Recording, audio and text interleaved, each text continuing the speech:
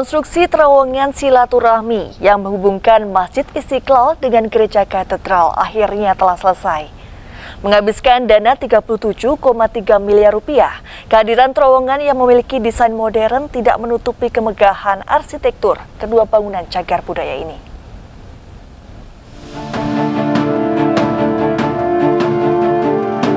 Terowongan silaturahmi yang menghubungkan kedua bangunan cagar budaya antara Masjid Istiqlal dengan Gereja Katedral memiliki desain yang megah dan modern. Terowongan sepanjang 20,83 meter ini menghabiskan dana sebesar 37,3 miliar rupiah. Pembangunan terowongan ini pun bertujuan untuk mempermudah jamaah dari kedua rumah ibadah dalam menggunakan lahan parkir. Karena terowongan ini terhubung ke basement lantai 1 Masjid Istiqlal yang dapat menampung 500 unit mobil. Dari pembangunan terowongan ini adalah untuk memudahkan mobilitas dari jamaah katedral yang parkir di basement Istiqlal, kemudian mereka berjalan menuju ke katedral. Begitu juga sebaliknya. Pembangunan terowongan ini pun sudah dimulai sejak tanggal 15 Desember 2020 dan masih menunggu dibuka secara resmi. Dari Jakarta, Bunga Cinka, Jemi Jasin, Eko Miyadi, iNews melaporkan. Nah, jadi terowongan silaturahmi yang menghubungkan Masjid Istiqlal dan Gereja Katedral di Jakarta itu merupakan simbol nyata dari sebuah moderasi beragama dan toleransi antar umat Islam yang ada di Indonesia. Nah, terowongan ini diresmikan pada Desember 2024 oleh Presiden Prabowo Subianto.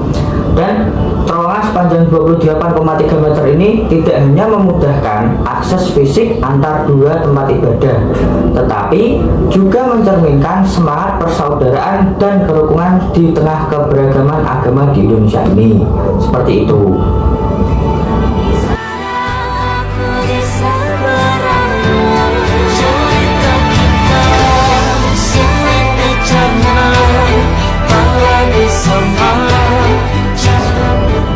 Paus Fransiskus dalam kunjungannya ke Indonesia pada September 2024 mengapresiasi keberadaan terowongan silaturahmi ini.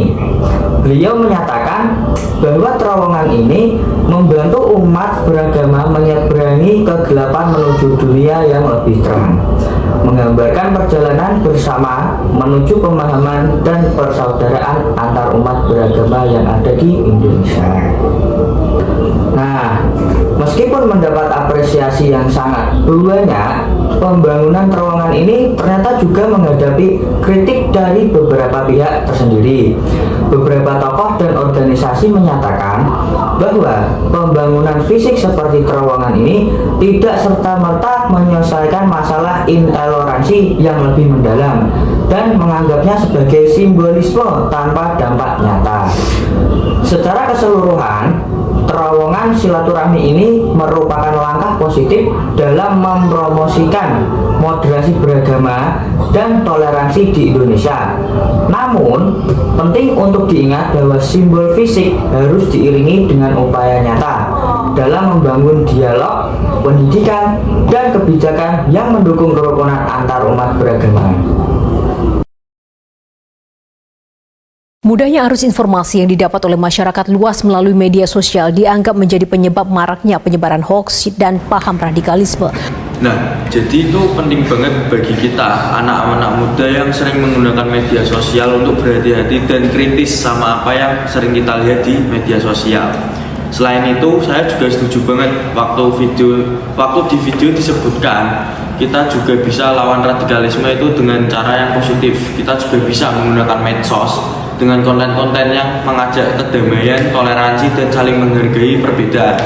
Kalau semua orang sadar dan mulai dari diri mereka sendiri, ruang digital kita pasti bisa jadi lebih bermanfaat dan sehat dari pengaruh-pengaruh buruk radikalisme di luar sana. Mungkin itu yang bisa saya tanggapi dari video tersebut. Terima kasih. Masyarakat khususnya kaum milenial diimbau selalu waspada serta berpikir lebih bijak dalam mengolah informasi di dunia maya. Dan hal itu dikatakan oleh Ketua Yayasan Solusi Pemersatu Bangsa Baskara Sunaria dalam diskusi kebangsaan dengan tema Qufadis Indonesia di kawasan Gambir, Jakarta Pusat. Dalam penjelasannya, Baskara menilai ada beberapa hal yang masih menjadi permasalahan Indonesia menjelang hari jadi ke-74 pada 17 Agustus nanti.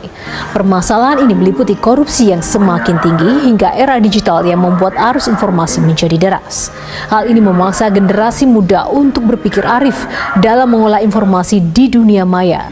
Isu radikalisme juga mengancam keutuhan bangsa, mulai dari ideologi asing yang tidak sejalan dengan Pancasila hingga masyarakat yang terpolarisasi saat pemilu lalu. Yang telah menyempatkan waktunya untuk hadir ada baiknya, sehingga akhirnya menjadi wake up call bagi bangsa Indonesia bahwa ternyata ada isu yang cukup membahayakan, yaitu mengenai masalah radikalisme yang harusnya tentu kita sikapi bersama.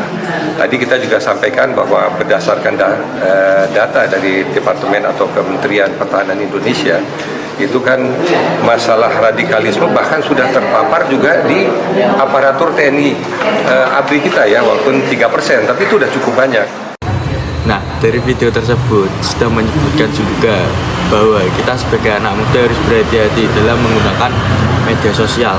Kita harus pintar-pintar untuk memfilter algoritma media sosial yang selalu memunculkan video-video yang sedang viral atau sedang kita sukai atau tertarik, yang kita itu tidak tahu di balik video itu mengandung radikal atau tidak.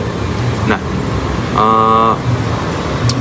dari video tersebut juga menyebutkan bahwa ada data yang menyebutkan sudah ada 3% dari aparatur TNI di negara kita itu sudah terpapar oleh aliran radikal yang disebarkan oleh media sosial. Jadi maka dari itu kita sebagai anak muda harus pintar-pintar dalam mengatur media sosial kita. Terima kasih.